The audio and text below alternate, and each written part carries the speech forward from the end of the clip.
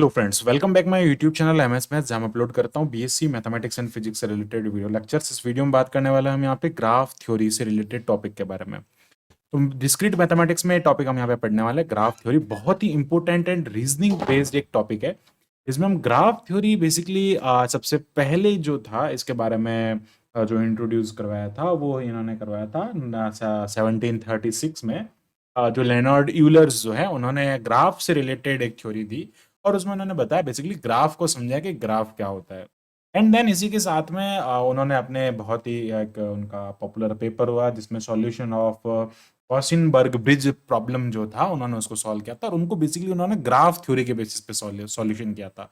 उसके बाद में कॉनिस जो डेनिस कॉनिस थे, एक और मैथमेटिशियन थे, उन्होंने इसके ऊपर बुक लिखी पूरी। और ये बेसिकली ग्राफ थ्योरी यानी कि जो हम कोई भी डायग्राम ड्रॉ करते हैं उसको इन्होंने ग्राफ, यानी कि आप ऐसा समझ सकते हैं कि कोई एक रिलेशन, जैसे हम डायग्राफ बनाते हैं, डायरेक्टेड ग्राफ बनाते हैं, तो वो क्या होता है, कोई रिलेशन को रिप्रेजेंट करता है। तो उसी टाइप से वर्टेक्सेस और एज सेम लिखी, ये मान लो वर्टेक्सेस है, इनको ज्वाइन करने वाला ये एज है।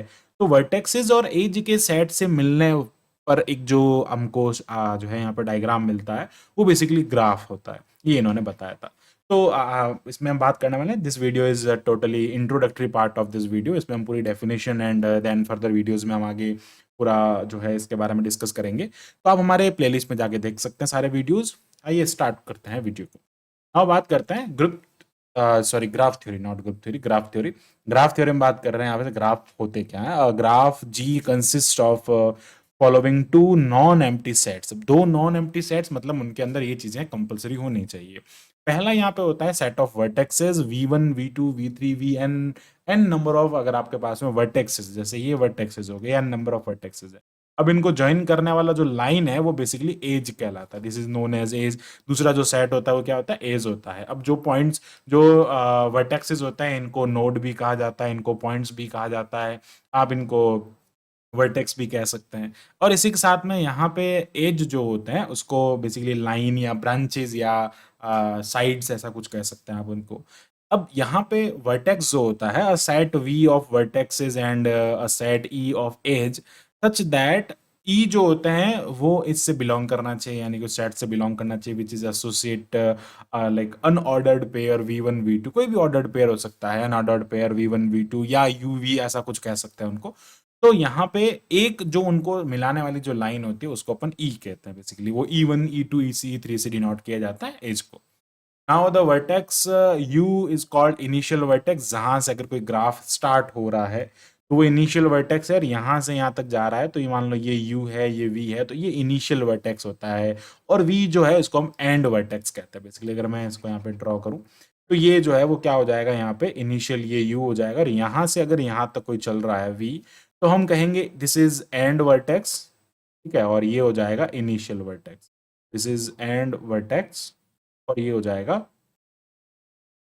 Initial vertex. Now a graph ji is denoted by this, अगर ये ग्राफ है तो हम इसको यहाँ पे वी ई से डिनोट करेंगे, और इसकी जो एज है उसको हम E1 या ई से डिनोट कर लेंगे, इन दोनों को कनेक्ट करने वाली एज को। And then graph is a structure define, ये बेसिकली ग्राफ है, इसका एक स्ट्रक्चर जो डिफाइन होता है इस टाइप से होता है, जिसमें वी जो है वो सेट ऑफ वर्टेक्सेस है, ई यहाँ पे सेट ऑफ एजेस हो जाएगा, ठीक है। एंड देन अब बात करते हैं यहाँ पे ग्राफ जो होता है वो मेनली टू टाइप्स के होते हैं, एक होता है डायरेक्टेड ग्राफ और डायरेक्टेड ग्राफ, एंड एक होता है अनडायरेक्टेड ग्राफ। अब बेसिकली इनके बारे में बात करते हैं।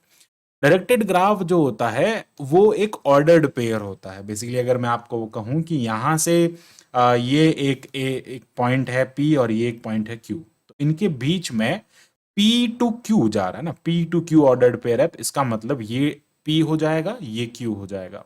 और अगर इसी टाइप से मैं आपको कहूं कि यहाँ पे एक और एग्जांपल मैं ले लेता हूँ BQ2P, बेसिकली अब इसको जब आप डिनोट करेंगे तो ये मान लो यहाँ पे ये P हो जाएगा और ये Q हो जाएगा, तो ये जो एज होगा इस एज के ऊपर एरो अब लगेगा ऐसे, तो ये ऑर्डर्ड पेयर हो गया, एक पर्टिकुलर ऑर्डर्ड के फॉर्म में, एक पर्टिकुलर ऑर्डर में है।